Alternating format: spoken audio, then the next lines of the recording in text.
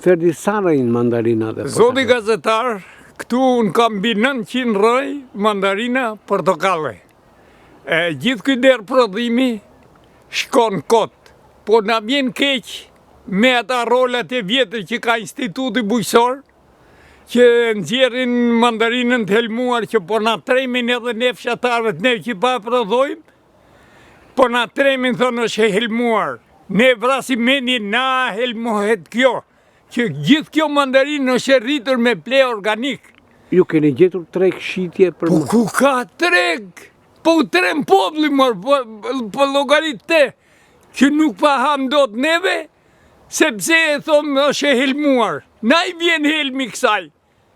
Në kohët kooperativës, përdornim helmet forta, Bobatox, Rugor, që këto nuk ekzistojnë treg.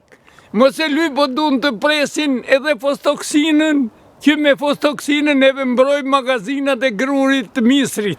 A ke gjetur treg shitje? Nuk ka. Nuk ka, asnjë lloj tregu shitje. Ke bërë demarshe për të bërë kontrata me tregtarët? Tregtarët që kam pasur, ata janë larguar, se ndoshta gjenë ma lira, kush e di që bëjnë, nuk e di. Ata kanë kërkuar, sa... Ata e kërkojnë me 200 lek. Ku ma leverdis, ma që të bjerë në tokë, bënë të blejë prapë, që t'i bëjnë? Këtë të loj mandarine që e rritur kjo vetë me ple organik, nuk e gjenë që është pyll. Nuk është mandarine ngordër e vdekur, si që kanë ata neja, që e vjel në një fmi.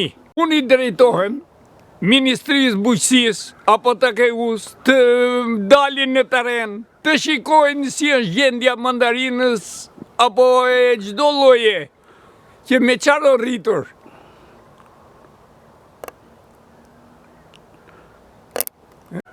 A do të gjeni punëtor, qoftë do të gjeni treg shitje? Nuk ka punëtor.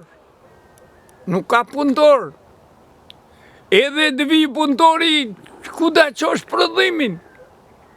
Duhet baza që ta qoj. Me një fjalë... S'ka punëtor.